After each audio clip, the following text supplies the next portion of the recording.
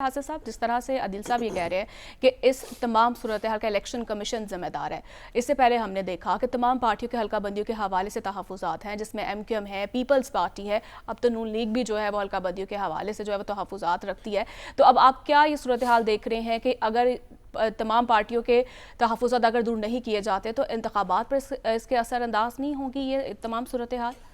देखें, आप जितने भी माजी के इलेक्शन उठाकर देख लें, कोई ना कोई पार्टी, कोई ना कोई उम्मीदवार, वो तहफ़्फ़ुज़ात उनके पहले भी रहे हैं और इंतखाबात जीतने के बाद तो हमेशा से ही रहे हैं। कोई ये तस्लीम नहीं करता कि जब हार जाते हैं कि हाँ ये इलेक्शन ठीक हुए। मैंने तो अपनी ज़िंदगी में जितने इलेक्शन कवर किए हैं, कई इलेक्शन कवर किए, जब जरदारी साहब भी आए, फिर नवाज शरीफ साहब भी जीते और फिर बाकी लोग भी, मैंने तो कई इलेक्शन देखे, लेकिन कोई भी जो है वो जमात खुश नहीं हुआ करती, क्योंकि उन्होंने कोई ना कोई तो ढोल बजाना है आवाम के सामने जाकर।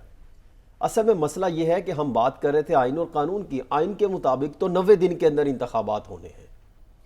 अब 90 दिन के अंदर इंतखाबात अगर नहीं होते तो फिर आप जो मर्जी कह लीजिए कि फ़लाँ आइन है, फ़लाँ कानून है, उसकी शिक है, उसकी चीज़ें हैं, फिर तो मामला निकल गया। फिर आप चाहे जनवरी में इलेक्शन कराएं, चाहे मार्च में कराएं, चाहे आप 2025 में इलेक्शन कराएं, फिर तो वो आइन से आपने हट गए। आइन की आपने वो जो कहते हैं कि खिलाफ वर्जी कर ली।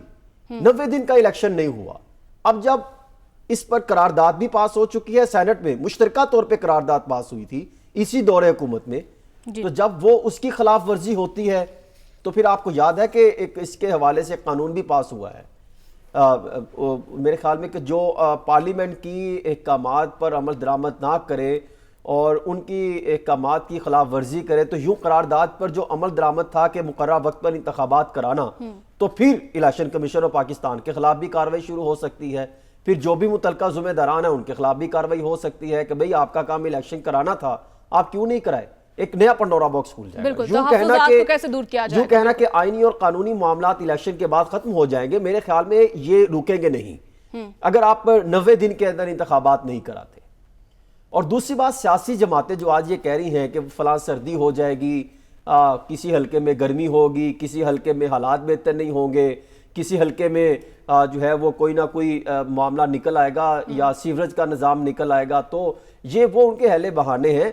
बुनियादी तौर पे ये आवाम की अदालत में जाना नहीं चाहते। मसला सिर्फ ये है, कारकर्दगी नहीं ये है। कहते हैं कि हम कोई ऐसी पोजीशन बने कि कोई जो है जिसका मन्नो सलवा उतरा करता था, ऐसा कोई इक्तदार का जो है वो पूरा प्रॉपर प्लटून उतरे और जिसमें हम तमाम बैठे और पूरे तमाम के तमाम भी इक्तदार में इकट्ठे हो जाए। ऐसा कुछ हो नहीं रहा, क्योंकि ना अवाम इनसे राजी है।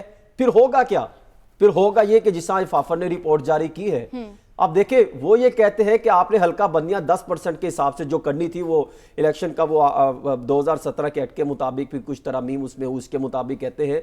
तो उन्होंने तो इलेक्शन के आर्टिकल जो 51 है इलेक्शन कमीशन ऑफ पाकिस्तान ने, उसके मुताबिक जो है वो मामला देखे।